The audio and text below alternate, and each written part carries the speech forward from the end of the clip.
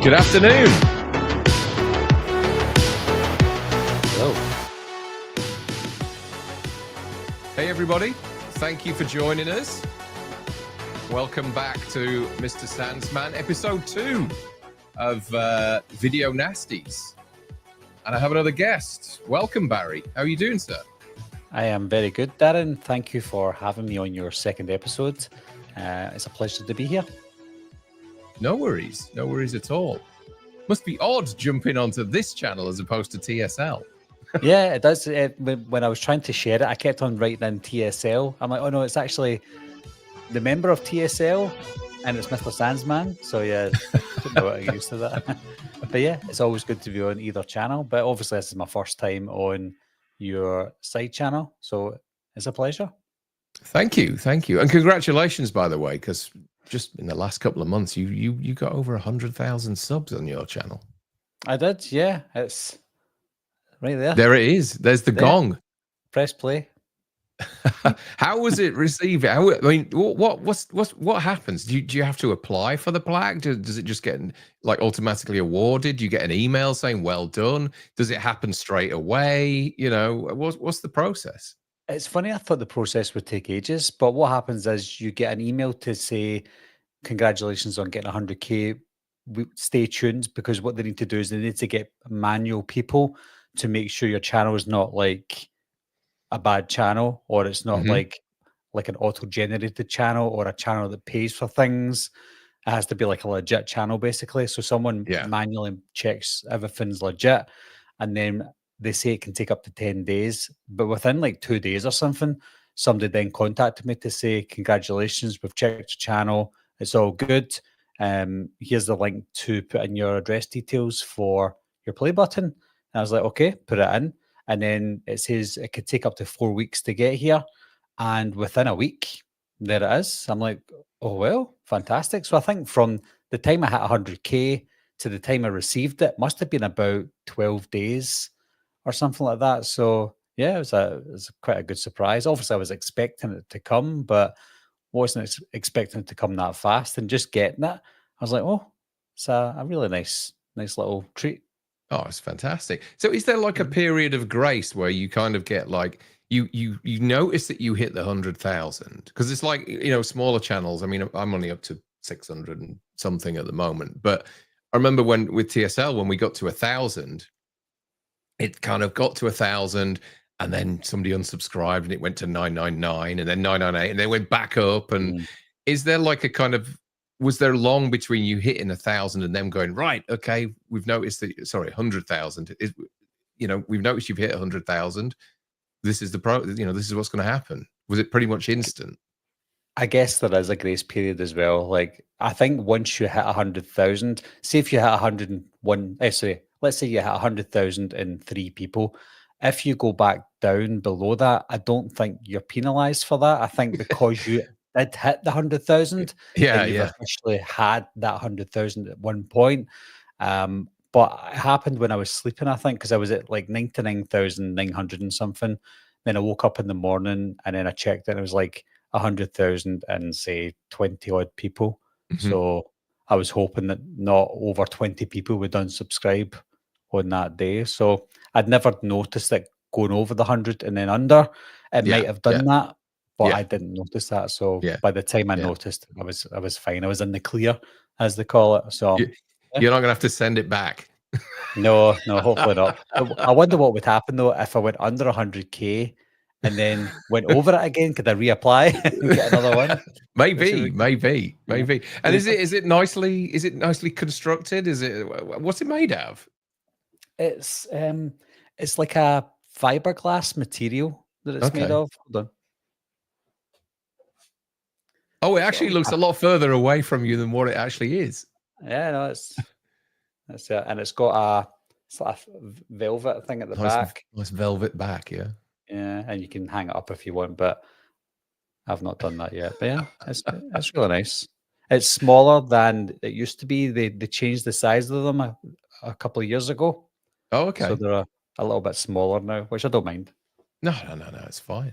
That's great. Well, congratulations again, Thanks and very much. thank you for joining us today. I don't know if you saw the episode I did with Dave last week. Yeah.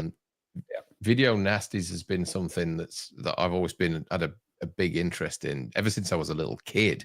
Mhm. A kind of 10-year-old boy trying to fight my way through Shipley and get my hands on these things.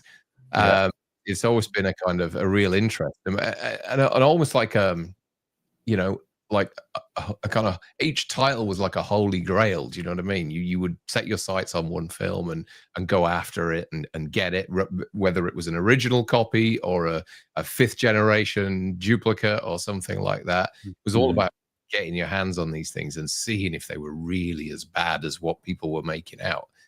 And probably at the time when I was 10 years old or something like that, 10 or between 10 and 15 when I was actively going out and trying to find these movies or rent them because some of them were still on the shelves. Um, they were bad, but as I've got older and gone back and looked at them, and particularly in the last 2 days, whereas in fact this morning I watched four back to back. I got myself out of bed at 6 o'clock this morning to watch four of the titles you want to talk about, and I watched one of them yesterday. And I kind of look at them and think, yeah, even with all the kind of garb on the back that the distributors write on there to kind of get you in the mood for these things, they're never really as bad, are they, as what you remember or as what people made them out to be? No, not at all. No, I think especially when you read about them online or read about them in the magazines and stuff, they'll say like, this is the most disgusting movie you'll ever see, and you're like, oh, what? Because of that, I have to see this film. And then when you watch it, even back then, it didn't really shock. A lot of them on the list that you watch, you're like, that's it. Like, I thought we were going to see something really truly disturbing, something you would probably see back in the day on rotten.com or something like that. And you're Yeah, yeah, like, nah, it's never as bad as they make it out to be, because obviously they're trying to sell it to you, yeah, whether they've got a stake in it or not. They're trying to say to you, like, you need to see this movie because it's unreal. It's banned for a reason, but yeah, it's yeah. most of the time it's not, to be honest. In fact, out of the four that you picked, there's only one of them that I would deem to be a title that I have no interest in watching it again because of the subject matter. Yeah. All the others I could probably sit through again, and I have sat through all of them again. Oh, actually, one of them I hadn't seen before, and I was pleasantly surprised by it. But again, it didn't live up to the hype. But I did Yeah. enjoy it. And Steve Goldstone in the chat there says the thrill of finding the video nasties was often better than actually watching them, which That's 100%, yeah. That's the way yeah. I felt when I was collecting them. So when were you first made aware of them? And because I think you're a little bit older than I am, so maybe you weren't around when the kind of maybe you were. What I don't want Did to you say say did you what. say I'm older than you? You No, no, said no, no. No, maybe I'm older. Did I say oh, that? Mate, yeah, no. you're a little Other bit way older than I round. am. Other way round. Other way round. You're younger than I am, so I'm interested to know when you first discovered them and how was Mhm. that, and when did you first kind of start actively going out there to kind of get your hands on some of this stuff? Well, it was a nice little memory that I still remember to this day. You know, when the internet came around, it must have been about the year 2000 that I got, like, internet properly, like, not, like, having to go to a library and stuff. It was about the year 2000, and I also, at the same time, collected in 1999 a magazine called Total Film that you'll know about, Darren. Yeah, yeah. Um, so there was I wish I brought it in. I've still got the issue of Total Film that shows, it's on the front cover. It says censored, and they talk about the 72 video nasties, and I'm like, what is this? So opened up the book, and every title in there, I was like, I need to get access to these titles because they're banned. They're banned for a reason. They must be good. So getting access to the internet, I went onto a website called vipco.com or vipco.co.uk. And Vipco was a distributor for horror films. and a lot of the horror films that were distributed at the time through VHS were video nasties. And one of the very first video nasties that I bought on VHS through this website was Death Trap. Now, it was called Death Trap here in the UK at the time because we'll discuss this, but it changed its title to Death Trap for reasons that we'll discuss. So I bought this video nasty on VHS, and I remember when I watched it, I was like, I said to myself in my head, I don't like this movie, but I'll pretend that I like it because I want to buy more. So I would like save up my money and just find these video nasties through the Vipco website and then buy them online. But I also found out that HMV and I think it was Virgin Megastore at the time were selling some of these Vipco titles in the store. So I would go into the town and at the weekends and just buy whatever I could on VHS. So that was kind of my introduction to the video nasties. And with that magazine that I had, that was my list of titles that I had to try and target to collect because I couldn't find the lists online. I couldn't print them out or anything like that. It was just this magazine that I had that I thought, I'm going to have this magazine and I'm going to use that as my list. Have you got a That list was your there? Bible, right? That was your Bible. That was my Bible, yeah. And I've seen this one, The Art of Nasty. Yeah, that was my Bible. I mean, I think I got Yeah. that in the late 90s or something like that, but they updated it a few times. But that was always for tracking them down way after I was watching them as a kid. It was this that I always used. But yeah, I've bought that book about. Oh, there you go. I've bought that book about 3 or 4 times now over the years because they kept updating it, and also I just think I wore it down that much after the first couple that I bought.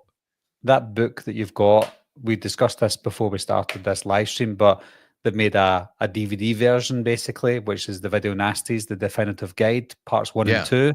I don't have part 2. You've got a part 2. So together, I guess they make up a really good thick book if you were reading it. Yeah, that one. There you go.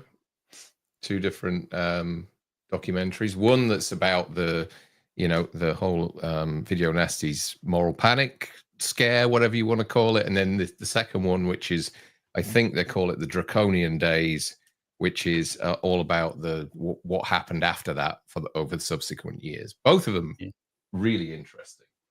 Yeah, and Craig Jex said in the chat, Vipco video cover of The Burning was awesome. Such a moody bit of artwork. Shame the film was cut to shreds. And that was one of the other reasons that I bought the Vipco covers, because they were all uniform. They were all black covers.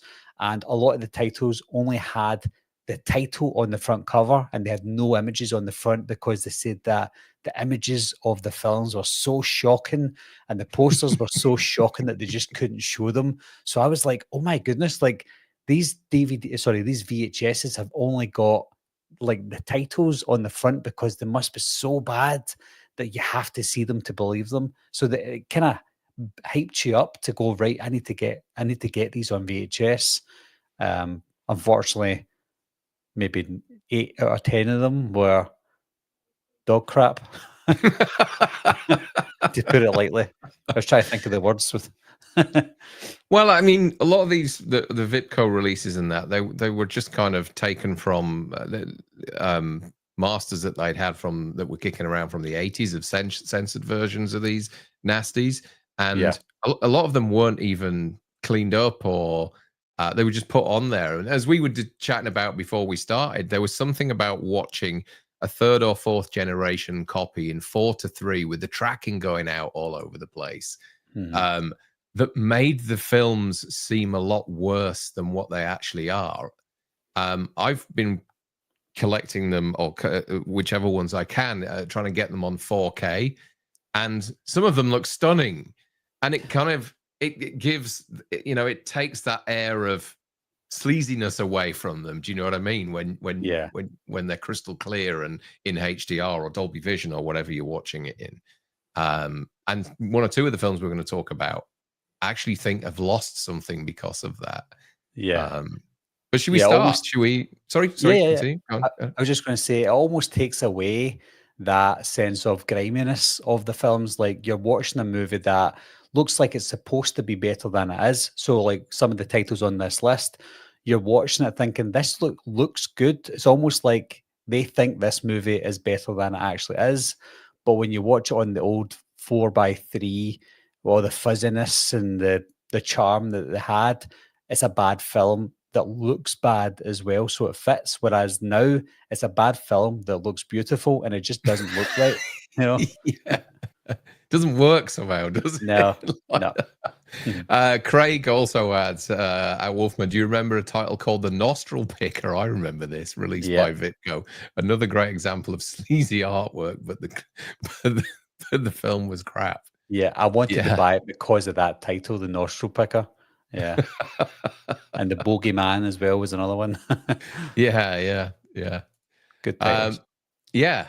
Okay. So, I mean, folks, we went through. I'm not going to go through the kind of history of this. We did that in episode 1. So, if you wanted to learn more about why all these movies became video nasties, then check out episode 1 with Dave McRae. We kind of dive into the history of them here. But Barry's picked out 5 titles, which I kind of rushed around and bought over the last few days because I think it's a good excuse for me to kind of buy these titles as well. And upgrade my collection. And I managed to watch them all in the last 24 hours, which has been a bit of a depressing slog. But I got there. I literally finished watching the last one about an hour ago. But your first choice, Barry, is Anthropophagus. Anthropophagus. Yep. That one. Various spellings of this one online. Anthropophagus and Anthropophagus with a Gous at the end. Yeah, interesting film. Yeah, it's one of the first ones that I was interested in getting. Unfortunately, I don't think it was released through Vipco, so I didn't ever get it until Blu-ray. In fact, I never even bought it on DVD. I'm not sure if it had it did have a DVD cut. Says it right there. But I never bought it on DVD. So I first got it through 88 Films, I think it was, on Blu-ray. And luckily it was uncut at the time as well. So the reasons that it was banned were all the scenes that were cut from the VHS, and I think they were semi-cut from the DVD as well. So they were all included in the Blu-ray. But yeah, like you said, they are notorious for the baby gut munching. that scene, I mean, as horrible as it sounds, these are the reasons that we want to watch the films, not because we love to see that. It's we want to witness like how bad it was for the reasons that it was cut. But I rewatched it 2 days ago, or 2 or 3 days ago, and it's actually not too bad. Like there's some scenes that were questionable. Some of the things that they done and decisions that they made were things that happened in the early 80s in horror films, but there was something there. And I think this is one of the, we talk about the griminess of how they look. I think this is one of the ones on the list that maybe benefited looking a little bit better than it did before. I think I liked it now that it's been cleaned up than I did before, because it's a dark movie and all the scenes that made it notorious, they were too dark to see on the original cuts. So seeing them now in full HD or 4K, you can actually see like what the reasons that it was banned. I liked this one, and I think did you say you actually liked this one? I did. I hadn't actually seen it. It was one of those titles that as a kid, me and my friends would laugh at because we couldn't pronounce it. And I think you'll see there that it was re-released. Initially, it was released on a pre-cert VHS in 1983 uncut. It had never had a cinema release in the UK at all, so it went out uncut, and it was subsequently obviously withdrawn and prosecuted. It's a Section 1 video nasty. So I'd never seen it, and you picking it, I'm really glad you mentioned this one, because I actually went and bought the 4K, which does look great. It has a few imperfections on there. There's some wobble and stuff, which obviously they couldn't do anything about, and some shimmering in some parts as well. However, in true sort of Italian horror style, it's one of those movies whereas they start with some beautiful scenery or some sweeping shots of a New York skyline. In this particular film, it's a bunch of people holidaying in Greece, who go then off to a remote Greek island, which is kind of completely empty and everybody's just missing. And the kind of horror starts from there onwards. I was trying to figure out what Greek island it was and whether I'd been there. And when I looked it up online, apparently it was an Italian island that doubled as a Greek island. Although they did go to Athens to shoot at the start of the movie. Anyway, I really liked this. I thought it's a slow burn. There's something really creepy about a kind of Mediterranean island like this where everybody's just vanished. And when you start finding out the reasons for, who it is that's kind of bumping everybody off and why, it's actually quite sad. Like, it's this guy who's like I guess a really wealthy businessman who's gone out to sea with his wife and kids sailing. Their boats obviously got into trouble and they end up in a small kind of rowing boat type thing. And they're drifting for days. And I think he gets some sort of delirium, ends up like killing his wife and kids and eating them to survive, which we don't actually really see, and then turns into this kind of horrible kind of cannibal like figure. Klaus Wortmann, I think his name was. And everything that you read about this film always talks about the fact that it's notorious for the baby scene in which he kind of pulls a baby out of a pregnant woman and eats it. It actually wasn't as nasty as I thought. I've seen a lot worse since. If you watch Inside, the French film, that sequence there at the end of that film is 10 times more graphic than what this is in here. But as we said, you add those kind of, you make this a 5th generation copy, you crop it 4:3, the tracking's all over the place, and it kind of looks like something that you really shouldn't be looking at whatsoever. Do you know what I mean? But I really did enjoy it, and I thought the closing sort of 15 minutes of this film were really tense, and the jump scare at the end in the attic space, I thought was just brilliant. Good. I just wasn't expecting that whatsoever. So I actually really enjoyed it, and I'm quite looking forward to diving into the extras and everything to kind of learn more about it. It's one of the ones that I think is actually not a bad film. What did you think of the well scene? Like, I forgot that scene existed, and I don't know how he ended up in the well, but when she was trying to get out the well with her arm was caught, and then you just see him coming up and slowly turning around and looking at her and then climbing up. I thought that's actually really eerie and scary. Well, I mean, even his reveal in that bedroom when the lightning flashes and you just see his face, and it's about an hour in or something like that. So, by the way, folks, there will be spoilers here. Come on, these films are 50 years old, so expect a little spoiler. The scene where he's revealed in the bedroom, I thought was really creepy as well. But yeah, I think it's got some really cool moments in it, and it's nowhere near. I mean, if I read out what it says on the back of the 4K here, it says Joe D'Amato cemented himself, this is the director, into genre film history with this slickly directed and sinisterly suspenseful creature feature, which has some no, hang on a minute, let me just featuring gory special effects that convinced some British moral guardians that Anthropophagus was a legitimate snuff movie. Jesus. Now, I guess, like I said, if you're watching it on a VHS back in the 80s, then you might be tricked into that, maybe. I don't know. But watching it all cleaned up and looking beautiful and shiny as I did yesterday, then it's... Sorry? Did you know that you might talk about this in a future episode, but it's got a pseudo semi-sequel to it that's also on the Video Nasty list. Do you know that? Called Absurd. Yes, I did. I did know about that, but I think there is also an Anthropophagus 2 as well that is out there that came out years later. Is there 3? Yeah, there's Anthropophagus 2. Well, it's called Anthropophagus 2000. and and I know, don't know why. It's like Dracula 2000, and then Death Race.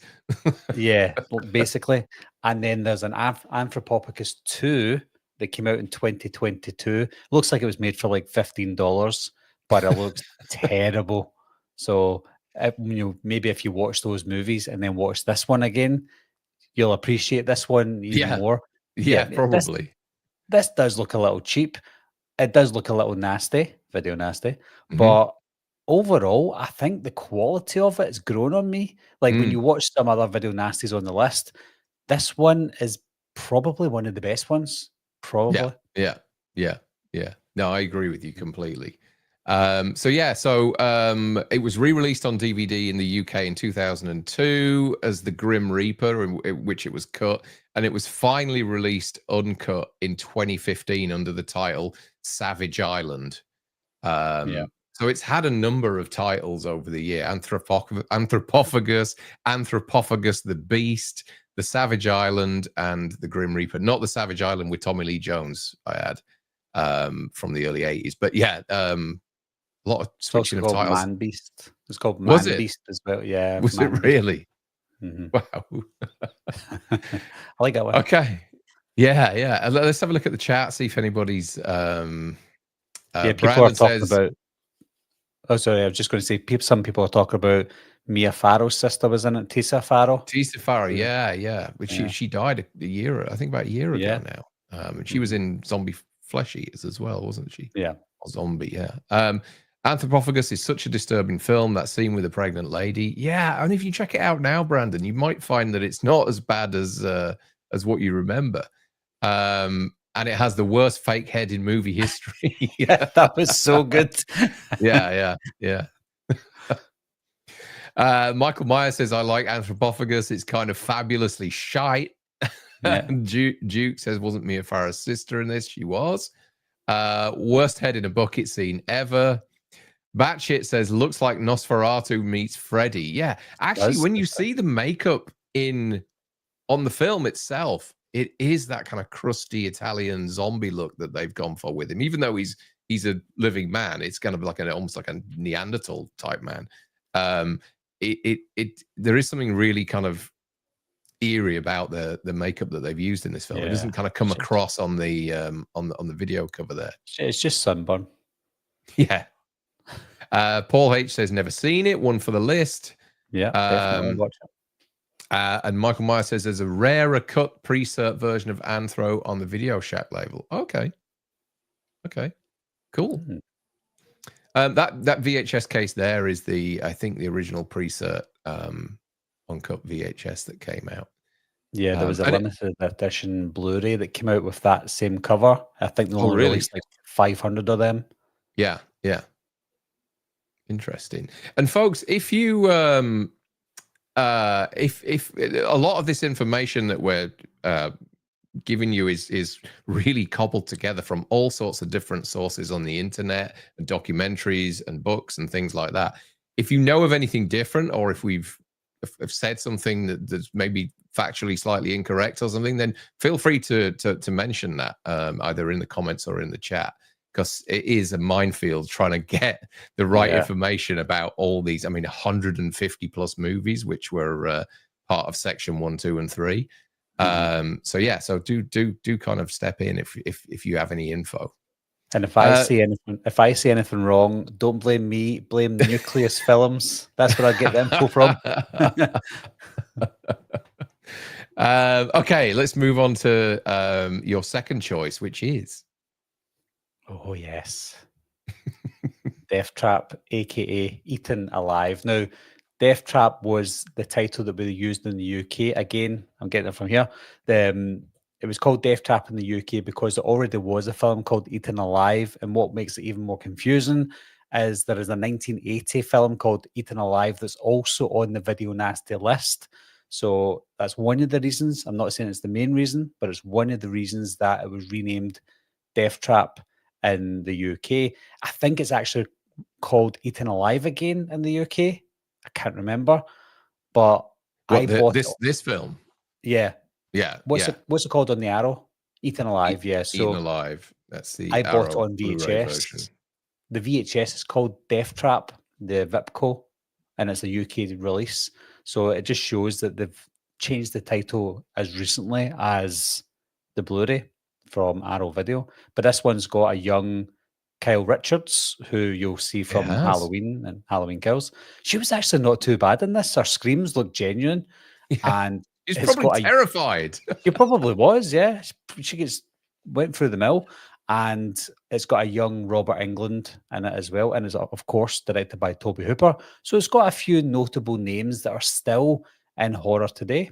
Hmm. So, but I do, I mean, watching this one back, it's almost like it has no structure and no It proper doesn't. story to it. It's just like people go to this motel off like in the swamps, and they're just killed for whatever reason, and that's it. Fed to a not gator. I mean, it's set in Louisiana in the bayous there, and it's the name of the hotel. I think is the Starlight Hotel. I think Yeah, is it? yeah. I think I Yeah, remember the that from Starlight this morning. Hotel. Yeah, because that was one of the other alternate titles for this. So you had Eaten Alive, you had Death Trap, and as Barry said, to confuse things even more, there was an Eaten Alive. There also was a Death Trap, which had Christopher Reeve and Michael Caine in it. Um, Horror Hotel is another title it went by in other territories, and Starlight Slaughter was another one. But yeah, it's this hotel that's run by this guy called Judd, who's a bit of an oddball. Who's a kind of like Hollywood veteran, that guy who played him. That looks Kind of, familiar. Who was it? I can't yeah. remember. He was I forget his name now. I did look it up today. I should have written it down. But he kind of reminds me of like a Geordie Verrill from Creepshow or something like that. And he has, I know he lives in Louisiana with swamps at the back of him, in which you'd expect to see maybe some gators. But he has a crocodile, which he's raised from small as a pet. You know what I mean? That lives out the back there, and he's killing people and then dispatching them into the swamp, and the crocodile eats them. So one of there's one girl who's I think she works in a brothel. She goes missing, and her father and sister come looking for her, and that's the notorious moment there that I've pointed out, which is where the father, who's wearing a suit, goes to this motel, which is a real grimy old place, and gets attacked by the owner with this scythe, and the scythe is slung through his neck on either side, and then he kind of falls into the bayou and is eaten by the crocodile afterwards. That was a good scene. I like that scene. It was, yeah, it was fun. It was fun. But did you know? And I only learned this today. The whole thing was shot on a massive sound stage. Was So it? it was everything was set, and they used this huge. I mean, this is 1976.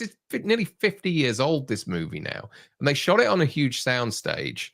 I'm guessing that they threw a little bit of money at it at the time, given Toby Hooper's pedigree after Texas Chainsaw Massacre a couple of years before, and built all these sets. And the reason why they used this one particular soundstage was because it had a pool in it, which they were able to convert into a huge swamp, and throw a rubber crocodile into. Crocodile looked good. yeah. It's not particularly a nasty movie. I don't think it's bonkers. It's absolutely bonkers. Did you know disagree? Well, yeah, no, I agree with you. It's just a bit all over the place, and nothing screamed out video nasty to me like anything in it should be banned. But there was the Japanese version. Now, according to Robert Englund, the Japanese version had at least 2 scenes that were hardcore scenes that were Really? included in the Japanese version that body doubled for people like Robert Englund's characters. And he said that they just he was there, and he said they brought in these people, they done the scenes that we were supposed to do, hardcore scenes, and they included them in the Japanese version. And it's funny because when I rewatched it today, I noticed Ron Jeremy was in it. He was at the bar. Ron Jeremy was sitting at the bar I didn't having see a that. drink. Yep. And I was like, Ron Jeremy's there. I believe Robert Englund. There you go. So yeah. I mean, it's That's a a fun very fact. young Robert Englund, isn't it? That's in this. And Yeah. he's in it a lot more than what I actually appreciated, because I did see this donkeys ago, years ago, and I couldn't remember a thing about it apart from the crocodile. But yeah, and I totally either wasn't aware or I'd forgotten that Kyle Richards was in it, a really young Kyle Richards, because I would imagine she's what, 6 or 7 in this film, Yeah, she probably was something like that. 6 when they're Yeah, filming. yeah. It kind of gave me, in some moments, because it's done on a soundstage, they use a lot of kind of primary color lighting for the exterior shots. Like there's one sequence which is all done in where the sky is completely red, and then there's other times when it's completely blue, like a really dark blue. Right.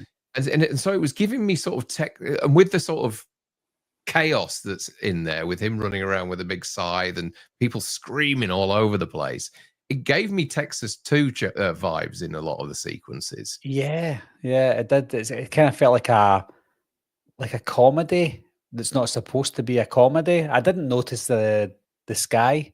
I'll need to Yeah, rewatch that. yeah. But yeah, I had a very. It's almost like it's supposed to be serious, but it was kind of laughable, and I don't know if that was intentional by Toby Hooper or not. But obviously, he's done it in the future as well, so maybe it was a little bit intentional.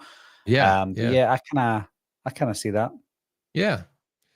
So it was Death Trap was a Section 2 video nasty. It was prosecuted but unsuccessfully, and then obviously was relegated to Section 2. Its original cinema release was in 1976, which had cuts, and then it was released as a pre-cert VHS in 1982. I don't know. I can't find online anywhere whether that particular pre-cert VHS was uncut or not. I'm guessing they may have followed what the cinema release was. I don't know, but if anybody knows, let us know. It was then re-released after the VRA Act back in 1992, where there were cuts made, and then it was released on DVD in 2000, uncut, under the title Death Trap, at 87 minutes long. Then it was released in 2015 as Eaten Alive, which is this, I don't know, this particular version, but it was 91 minutes. So somewhere along the line, 4 minutes have appeared, unless there's some mistake with the runtimes on the BBFC website. No, it's 91 minutes. So I had the VHS, see the release on DVD in 2000, the 87-minute cut. I had that on VHS because it came out on VHS and DVD at the same time. That's the VIPCO release. And then the Eaten Alive Blu-ray that I've got from Arrow is 91 minutes long, but I know that there's a slight delay in time. Like, I think 91 minutes, I don't know if this is still the case, because it could be the frame rate. The frame rate, yeah. So 91 minutes could be about 90 minutes in the US, which I'm sure it is, but it still doesn't account for the other 3 minutes or so. So I don't know. I'd need to watch them side by side to see what's been added in, because you would think uncut. Could you really be bothered doing that? No, I'm not going to do that. I'm just saying it for this video. You know what's going to happen, though? You're going to put them side by side. You're going to watch it, and all of a sudden, one version's going to have all that Ron Jeremy shit in there, isn't it? It's like, maybe that's it. Yeah, maybe that's it. 4 minutes of Ron Jeremy found. What's the Japanese cut? Yeah. So the current title is Eaten Alive. Okay, your third. Let's just check on the chat first before we go along. Tony says, I love Death Trap. It's a great Toby Hooper film that feels like it was shot on a massive set. I think it was. That's the reason why. Yeah. And Tony's actually going to join me for an episode in a week or two. He's already given me his 5, which are quite a obscure 5. But it'll be interesting to dive into those. Yeah, name's Buck, and I'm raring to fuck. That's his first line, isn't it, in the film? I think Robert Englund. Yeah. Rando 1975 says horror titles are the worst for multiple alternate titles. Absolutely. Yeah, they are, definitely, especially the ones around the 70s and 80s. Chester says, what year was this film? 76, Chester. It's going to be its 50th anniversary next year. Ronnie. Hey, Ronnie says, what were the punishments for being caught with a video nasty? Are we talking fines or jail time? No way anyone served any serious prison time over watching gore and jugs. You'd be surprised. Yeah, I mean, I think if you were caught in possession of one at home, I don't think I don't know if there's any sort of recorded cases of people who owned them personally being sent to prison or fined or anything.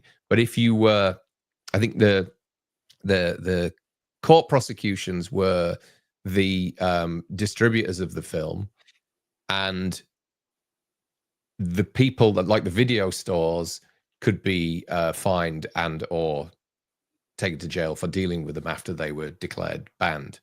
But people were still doing it. They were under the counter. A lot of people didn't, didn't relinquish them at all. Or certain titles they would, and other ones, the more popular ones, they would hold on to. But yeah, it was pretty serious if you were a distributor or if you were a video shop. Yeah. So some of the stores where I was from, if they get caught, they would just get told you're not allowed to sell or rent any VHSs as the punishment. If you're not going to get a fine or serve jail time, they just said you're not selling any anymore, and some of them had to shut down. Yeah. Paul says, is Ron Jeremy in prison now? Praise the Lord, no one here is his cellmate. He's making movies in jail. Brandon says, try that. He's been released and all the charges were dropped because he's mentally unfit for trial. He's in declining cognitive health. I believe he's in a private home now. Okay. Oof. Oh dear. He is older now. Yeah, he is. Yeah. A hedgehog. Okay. Next film is The Funhouse. Mm. Do you know, when I rewatched all of these for this video, Darren, The Funhouse was the one I was expecting to actually really like. I've not seen it for about 15, 20 years. And on rewatch, I feel like this was the most disappointed out of them all. I'm not saying it's the worst. I was just left disappointed because I thought I remembered this being a really good film. I love the setting, I love the mood and the atmosphere of the film, but it was one of those films similar to Death Trap where what is the plot? Which is weird because it's directed by Toby Hooper as well.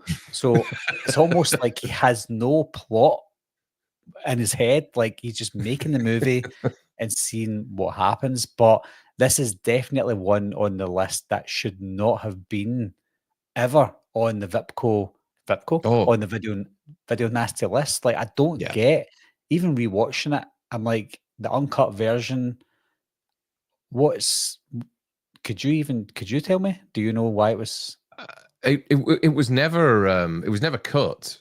So it was passed uncut for cinema. There was a pre-cert VHS which was uncut, and then what appears to be happening. And I was chatting to Tony about this last night, and subsequent research that I've done. I seem to be discovering that if the major labels were quite diligent about their titles, and so if they had a movie that was withdrawn, they would reissue it and reissue the sleeves. I think this might be the second issue of Funhouse. So the original one wouldn't have had the 18 cert on there. This one does. I think there were 3, possibly even 4 versions of Funhouse that went out.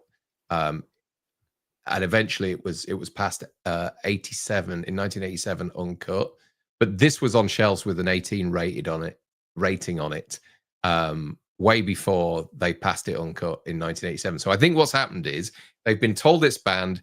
You take it off the shelves. They've reissued it with an 18 certificate on it before they've been granted the official certificate, and that seems to have, because if you think, when the Video Recordings Act came in, the ratings board would have had to spend years to catch up with the resubmission of all those videos that had gone out there, because it wasn't just the ones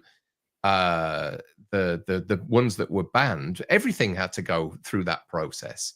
You couldn't have unrated content on the shelves, even if it was a a kid's cartoon or whatever. It still had to go back through the whole process. Yeah. And so to catch up with all that stuff must have taken an absolute lifetime. So I think in the interim, I don't know whether there was an agreement with the BBFC and the distributors that, look, if you stick the 18 on there in the interim, we're cool with that, or what. I don't know. And it happens with Sorry, I was just going to say, if you look at Rando 1975's comment, I remember this vaguely. There's no reason for this to be on the list, that one. Yeah. It's widely believed that they mixed this up with the Funhouse. Yeah, Last House on Dead End Street. Yeah, that's right. Yeah, That's possibly one of the reasons. It could be. It could be it. But then it's now a 15. Yeah. It's a 15 in the UK now. 15 now. Yeah. So passed uncut for cinema in 81, released pre-cert in 81, and then obviously withdrawn and put back out there with an 18 on there, and released on VHS in 87, 18 uncut, and then re-released uncut on DVD in 2007 as a 15, which has happened with another title that you're going to talk about, I think, next, actually. But I agree with you. I watched this morning. I had seen it before. I've had this for a few years now on the shelf. I just hadn't watched it yet, but I had seen Funhouse way back when. It's kind of, I like the opening scene. I think the opening scene's fun. With the kid attacking his sister in the shower, just messing around. Yeah. It is a slow burn. It takes ages to get going, does this film. We kind of, Toby was trying to establish all these different carnival characters and everything. I do like the reveal of Gunther. So you've got this killer, this guy, or I guess there's kind of two protagonists in this film, isn't there? There's the Barker, and then there's there's Gunther. And Gunther wears like a Frankenstein's monster mask. There's a moment about an hour in where it's revealed what he actually looks like underneath, and he's kind of this like almost like circus freak, isn't he, underneath? Yeah. And it's kind of a cool, iconic looking. There's a lot of. I know Christopher Nelson's created his own mask of this. It's in his background all the time. Have you ever noticed it? Yeah, I've noticed. Yeah, it's kind of an iconic look. The film's okay. I don't mind it at all. But there's really nothing to it, is there? No, there's no there's not like underlying tone, underlying storyline, no big reveal apart from Gunther. It's almost like all the stakes were on being shocked at the reveal of Gunther. So it was kind of underwhelming. Back when I first watched it, I was like, whoa, this is great. I'm watching a Video Nasty or a former Video Nasty, and it's a decent film. Like I said, it's not a bad film. I don't think it's a terrible film whatsoever. I think it's okay, and I will watch it again. But out of all the films I had to go back and rewatch for this video, I was like, I remember this being a lot better, and I'm kind of disappointed. That's the only reason I'm saying it. But ultimately, it's not a bad film, and probably still one of the better films that have ever reached the list. But it's not bad. It's just underwhelming. Yeah. And if anybody's wondering, the clown on the front with the axe isn't in the film whatsoever. I'm not quite sure why they used that cover. I actually so the slip on the 4K is that image of the clown, and then if you look at the actual, I like that one. Yeah, which is obviously Gunther's mouth, I think, isn't it? Yeah. So I used to collect the hard boxes, or they were called Heart boxes in Germany, and they had the DVD with that artwork on it with the mouth that I had, and I really like that artwork. That's probably my favorite of the Funhouse artwork. Yeah. So that was Funhouse, Toby Hooper's Funhouse. Let me just see if I got any notes that I made on. Yeah, there's actually there's a couple of moments in there which were kind of a bit odd. There's the moment where they're kind of bragging about a two-headed cow, and they actually have a two-headed cow.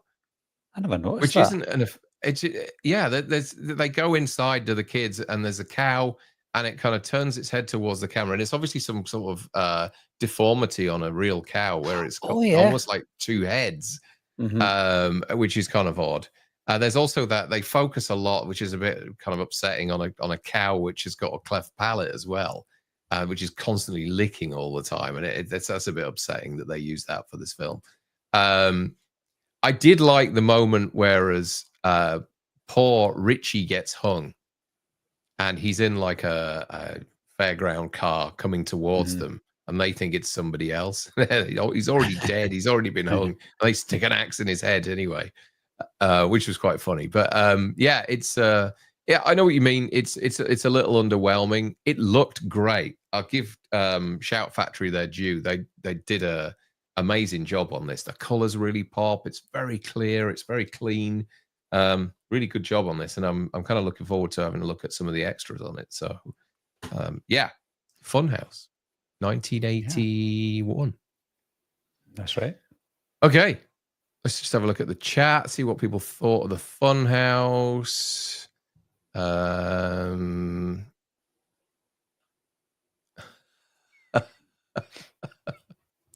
Worst hand job in a movie. That was Eaten. Was that Eaten Alive, or was it Fun?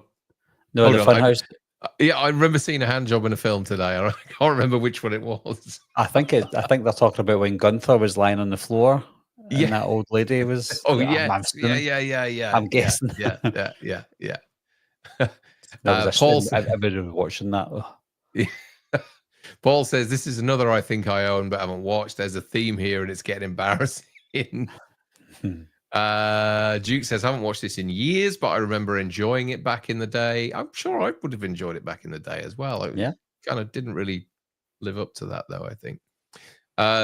I did watch this one last today though, because I thought with everything else that I'm watching, I need to kind of just end on an easy watch rather than the one I started on, which we'll get onto in a minute. A few minutes. Rando says there's no reason to. Oh yeah, we talked about that already.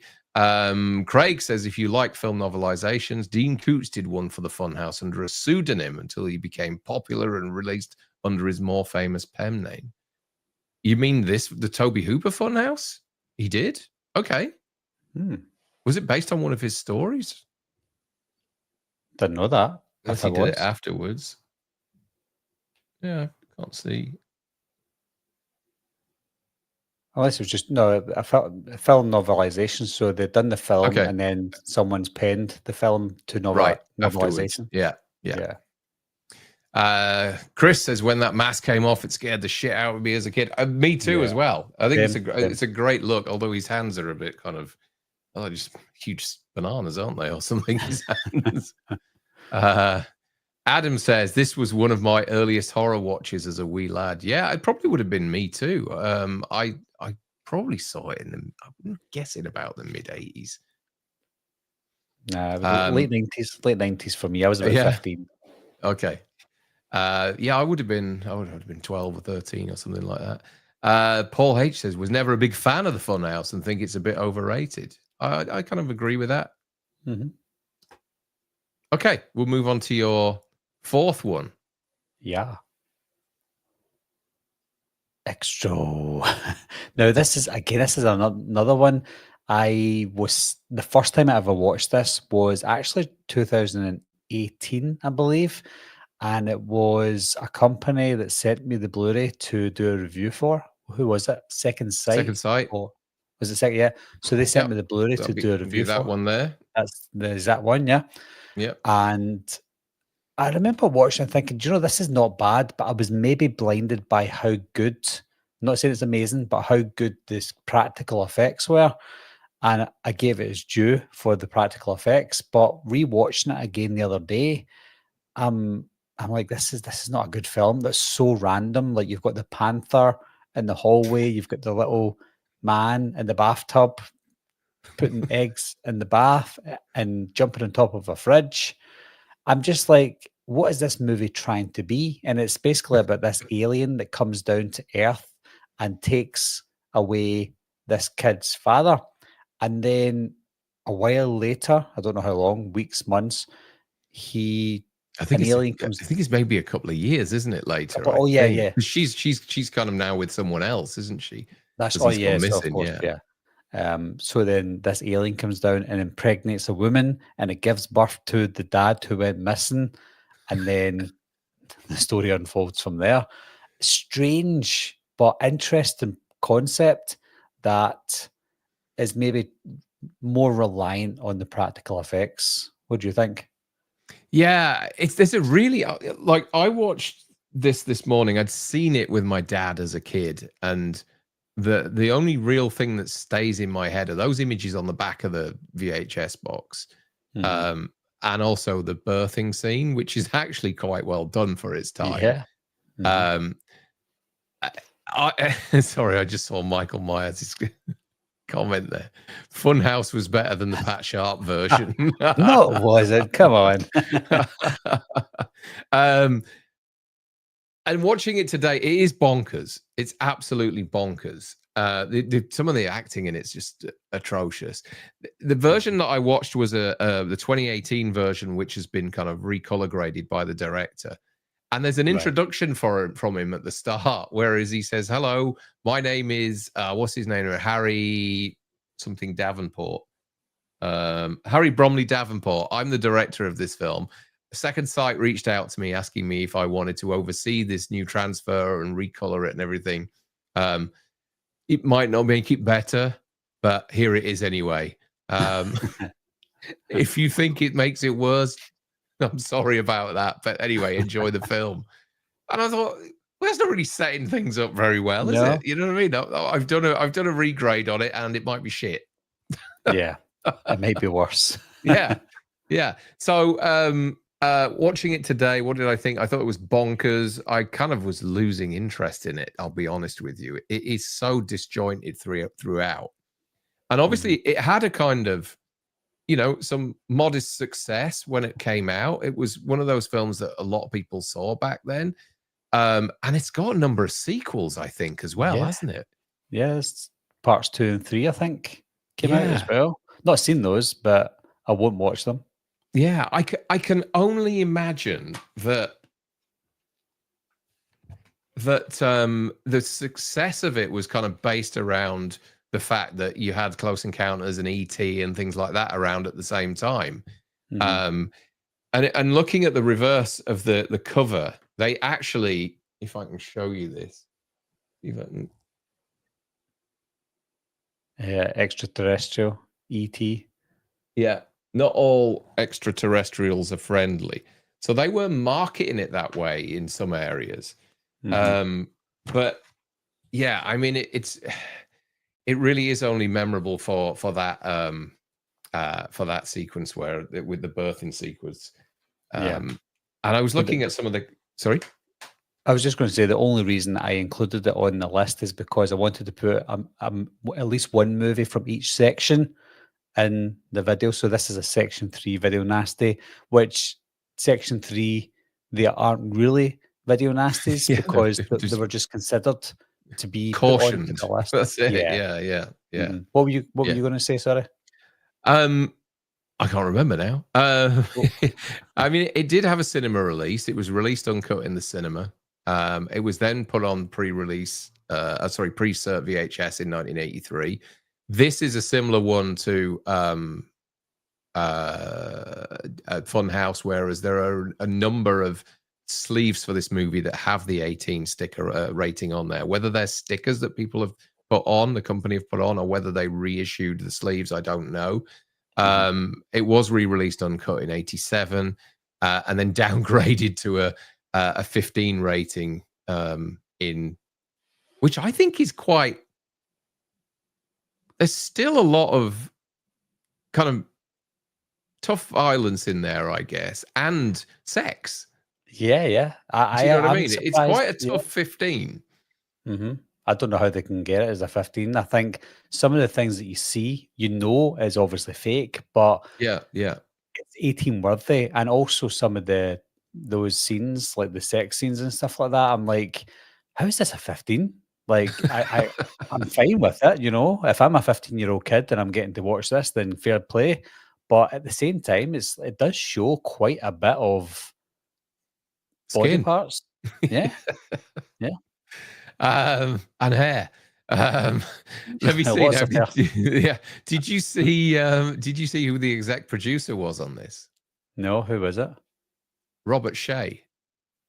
Really? Yeah, Is this got I new don't know line? how that came about because it's a brilliant. A British film.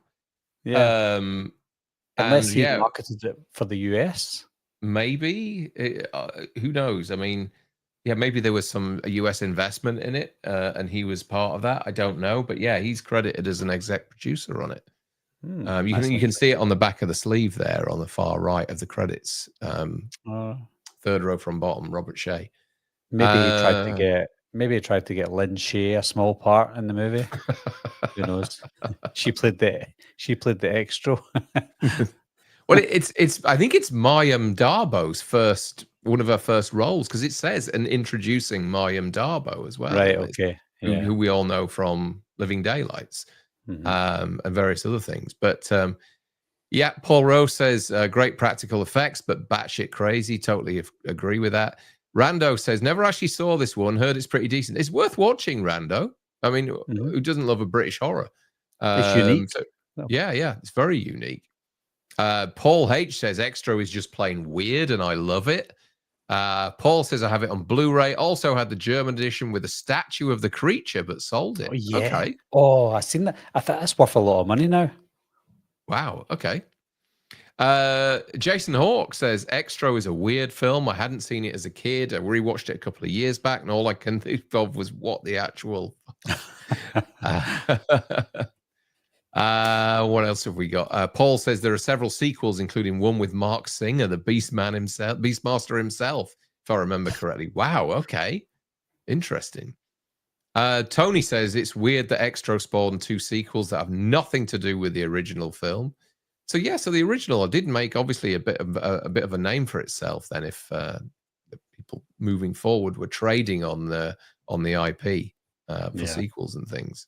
And people clearly like it. You know, like people in the chat like the film, so it's got an Yeah, audience. yeah. I mean, I had fond memories of watching it. They just maybe I was tired. I mean, I watched this at 8 o'clock this morning. Maybe I was just tired and couldn't. I just thought Cranky. that some of the acting was appalling in it. Yeah. One of the I think the lead woman in it. I thought I do recognize her from somewhere, and I googled her and or IMDb'd her, and her it gives you a list of their most popular credits.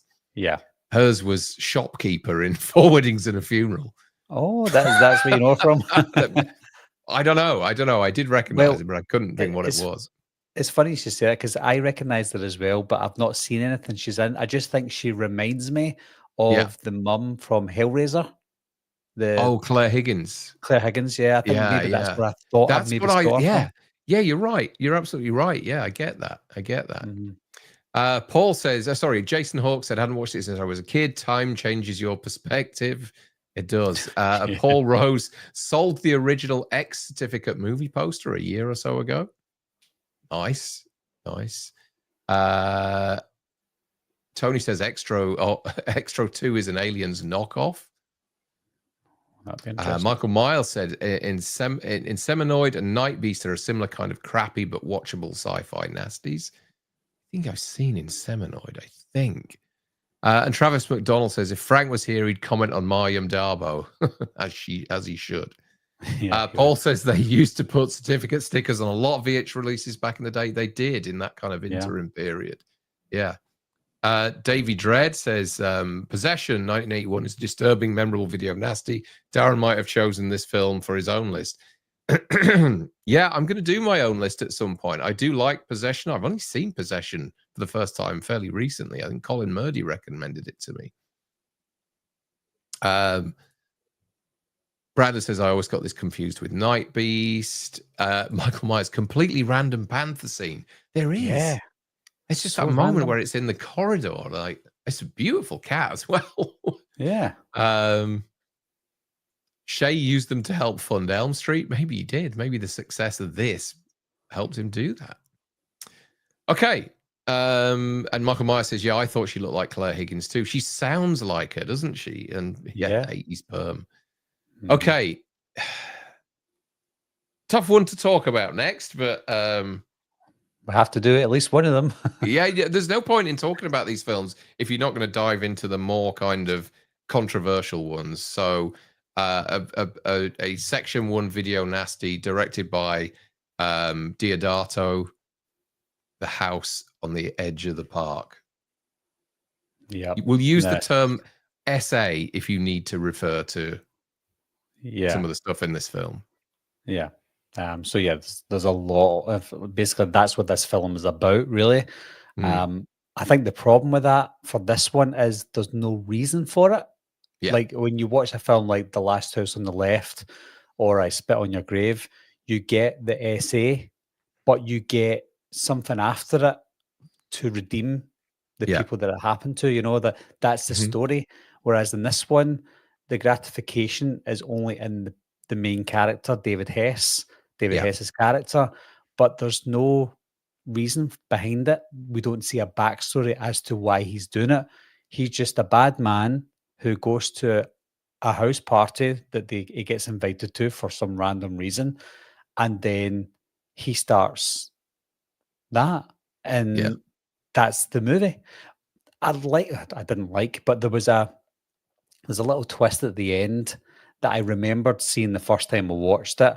Spoiler alert for those of you who have not seen it, but the reason that he goes to the house, he thinks he's going to the house on his own accord, but the people that invite him to the house want to invite him because he killed someone during one of his essay. So they decide to get revenge on him, but to get from A to B, it's not that they allow him to do what he's doing, but they're quite weak in the sense that this is all happening. You know, there's so many things that happen in this film that make no sense whatsoever.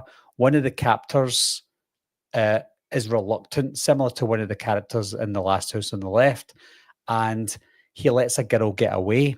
And before she goes away, she decides, do you know what? I actually like you. Let's do some stuff together. And then I'll go back to the house and be attacked again. And I'm like, it doesn't make sense. It's basically a film that's made by probably a controversial director and Deodato. He did Cannibal Holocaust. Yeah.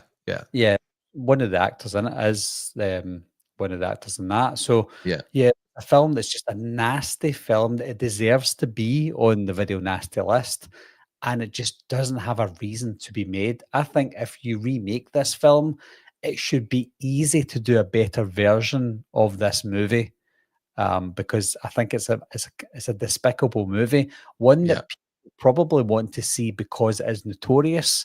But I think after you've watched it, that's it. It's done. The only reason you should watch it is if somebody asks you to watch it for a specific reason, to do a review, a video, etc. But to watch it on your own accord and think, "Oh, that's pretty good," I don't think anyone would watch it for that reason. But that's my thoughts on the movie itself. Rightly banned, I would say. Yeah, and kind of surprising that it's past uncut nowadays. Yeah. Given the BBFC's take on SA, and you know, watching this, I mean, again, typical Italian horror picture. I mean, would you call it horror? It's not really a horror film, I don't think. It's a horrific incident, but I wouldn't necessarily class it as a horror film. But typical Italian beginning, loads of sweeping shots of Manhattan, and they probably filmed it in a warehouse somewhere in Italy. Yeah. And that was always a thing, wasn't it, with these films, just to kind of get an international audience on board. And you've got an American lead in there in Hess, who's I mean, as Craig points out in the comments here, Hess was sinister in 3 similar themed movies: this, Hitchhike, and Last House on the Left. And if you watch the documentary on Last House on the Left, he doesn't come out of it particularly well at all amongst the other cast members. And there's always something really kind of unsavory and unpalatable about that guy, I think. It is tough to watch. Like you say, there are moments in there where he does things for no apparent reason whatsoever, other than the director probably wanting to titillate the audience or, you know, show that the character likes that kind of thing. The reveal is clumsy. Yep. So him and his mate go to this party. They kind of invite themselves along to this party, and then you find out later that, as Barry said, one of the people at the party is the brother of a person that Hess has previously killed, that you see at the start of the film. And they turn the tables, but they wait an awful long time to do that. Like, he's got a gun all along. Why doesn't he pull that gun out earlier and shoot him? Why does he wait for 3 of his friends to be SA'd? You know, it's really odd. However, the 4K is stunning in terms of the way that it looks. The unfortunate thing is, I won't be watching this again, I don't think. I think that's enough.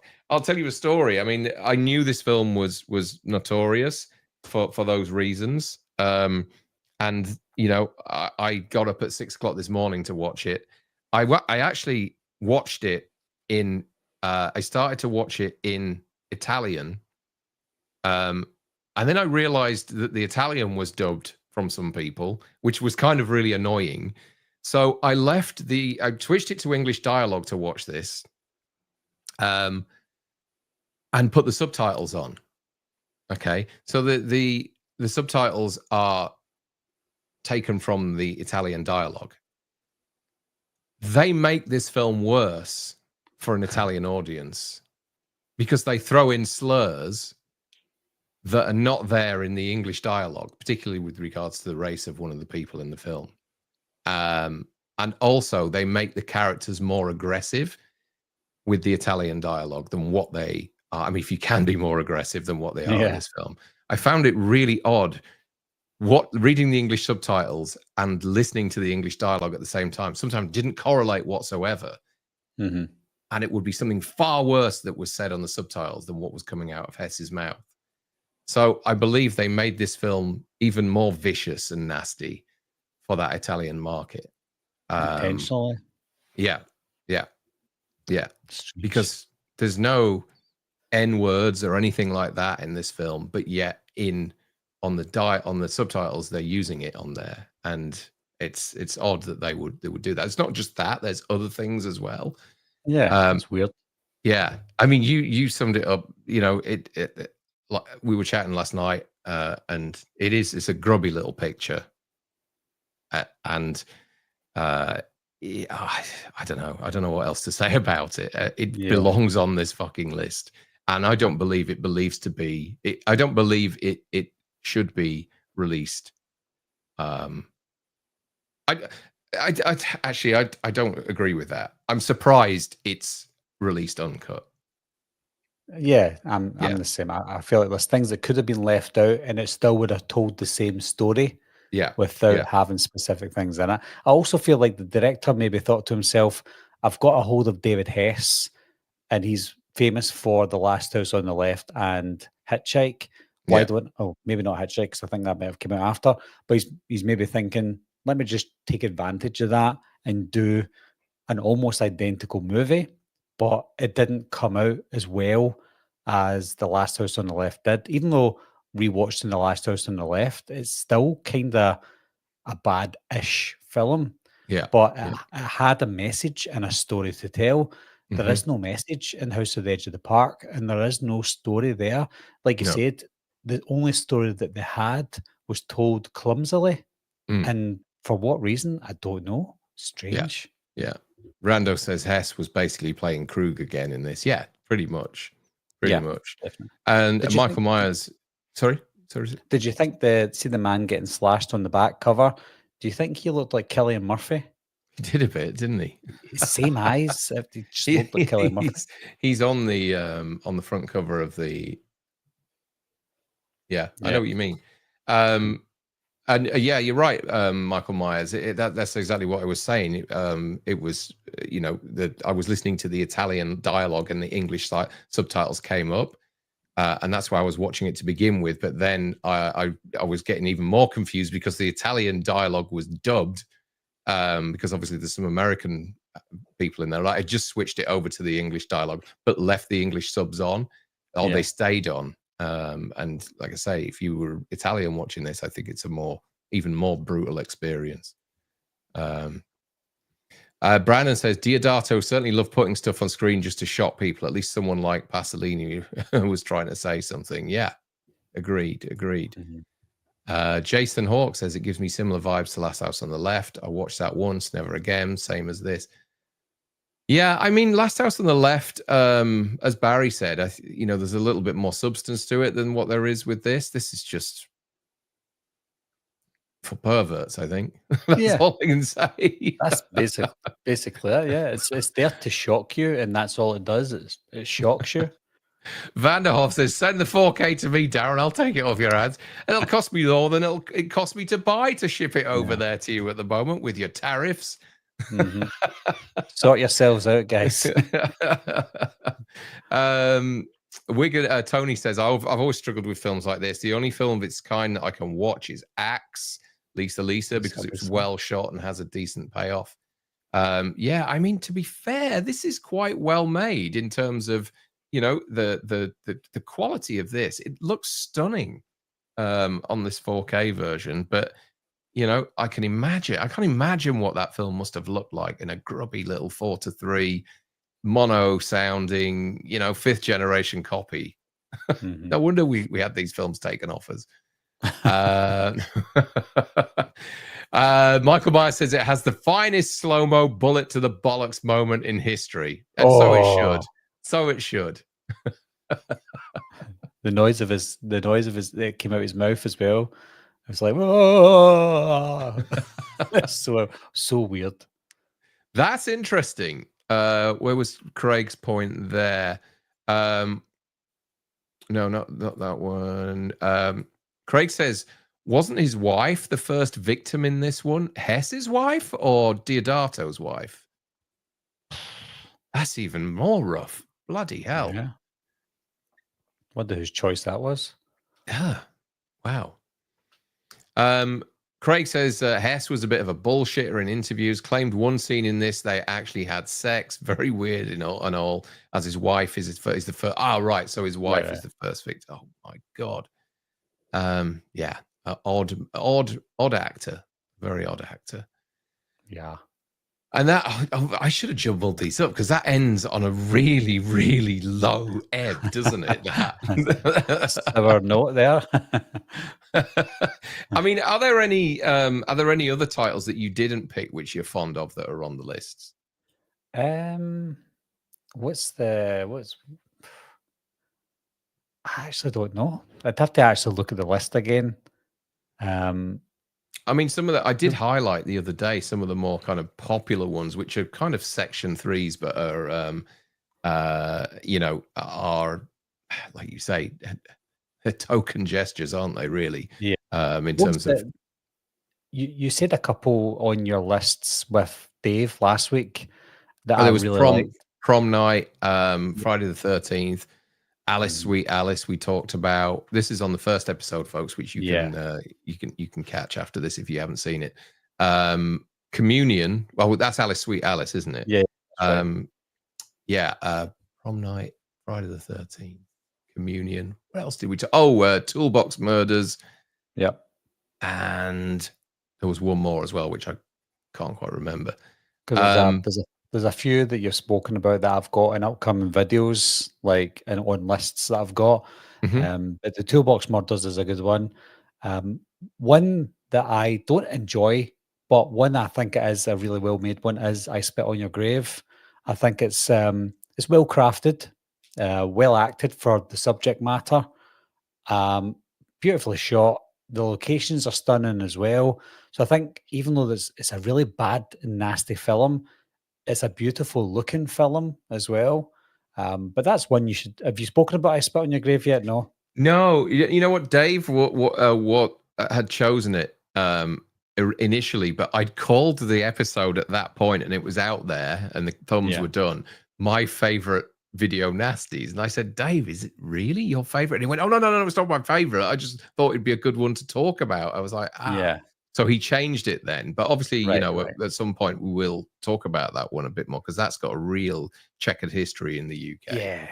Well, that's it. It's got so much history behind I Spit on Your Grave that Yeah. you could do a whole episode on that movie itself. So Yeah. that's Yeah. one of the reasons I didn't choose that one, because it is a notorious one and it's got a lot of history behind it. So you should definitely save that for a really beefy episode. Yeah. Yeah. Well, That's a so good some of one. the more kind of, I guess, commercial ones were things like Dawn of the Dead was a Section 3. Final Exam was a Section 3, which I actually quite like. Final Exam. Friday the 13th and Part 2 were both Section 3. Graduation Day and Happy Birthday to Me was Section 3. Heels Have Eyes, that was the other title I talked about with Dave. Phantasm was a Section 3. Prom Night, Rabid, the Cronenberg film, and Rosemary's Killer, which is The Prowler. It was called Rosemary's Killer in the UK. And then the other 3 are Texas Chainsaw, The Thing, and Extro, which are the kind of more popular Section 3s. I don't know if there was anything on Section 2 that's Visiting Hours is a Section 2, which I find really hard to believe. Did you ever see that? The Canadian slasher in the hospital?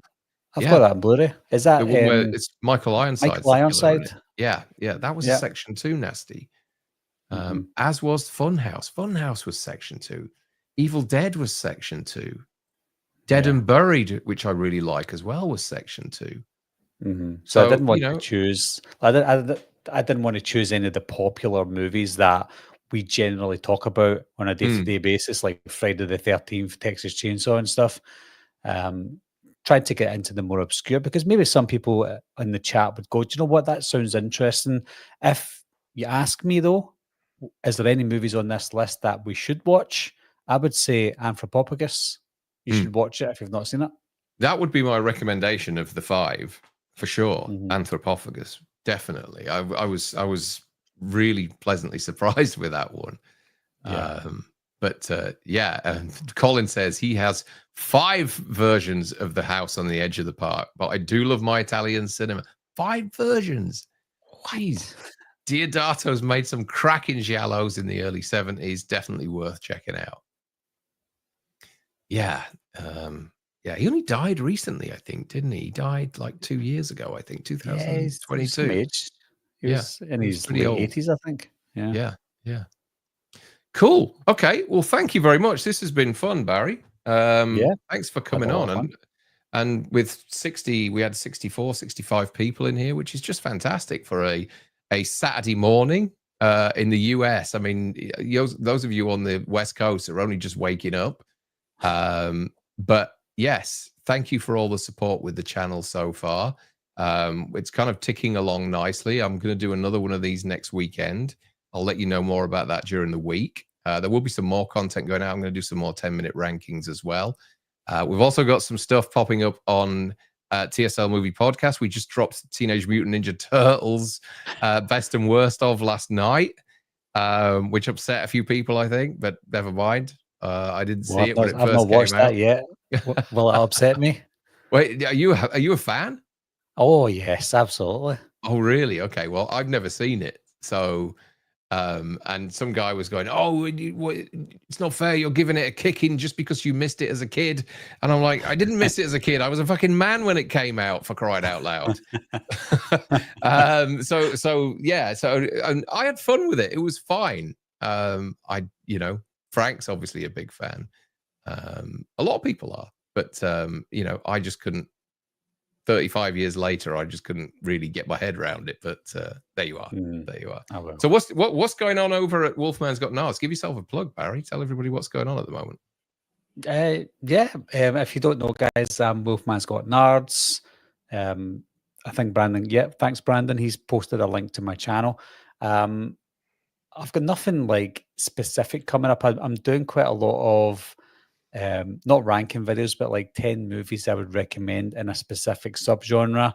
I've started to try and script more of my videos like that now. Like I'm doing my own face-to-face when I'm talking about movie news and stuff, but I'm trying a little bit different. Like I'm scripting my whole video when it comes to 10 horror movies or 10 haunted house horror, 10 creepy doll horror, trying to script it a little bit.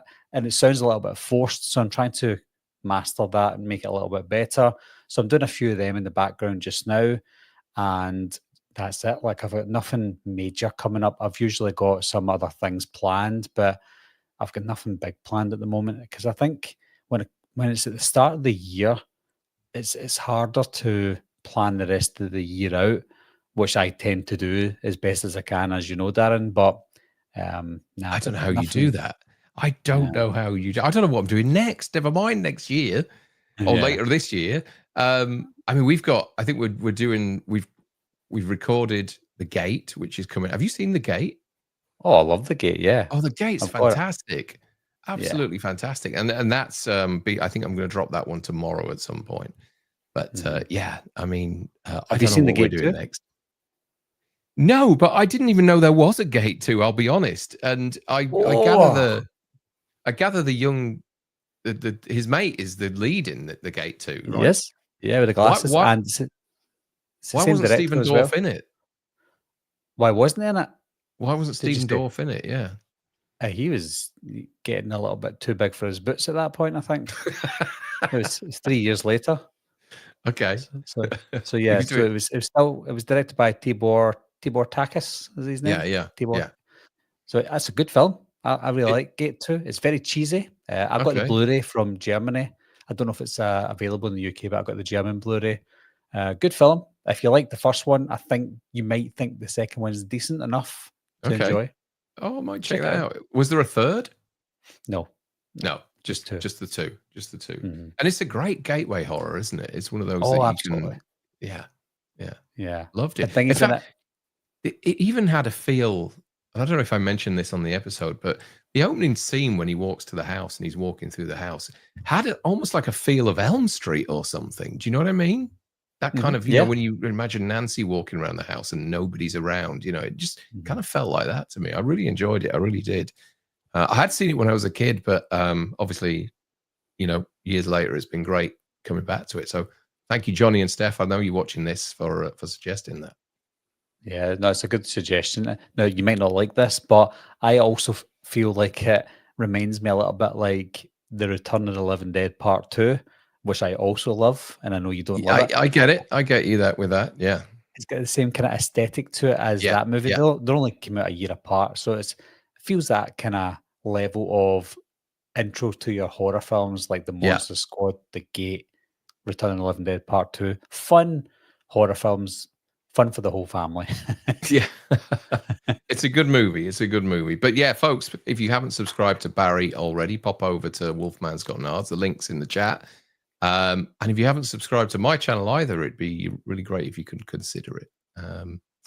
I shall be back very soon on here with some 10-minute rankings and probably back next Saturday afternoon with another Video Nasties episode. So we'll see you soon. Thanks, Bye, guys. guys.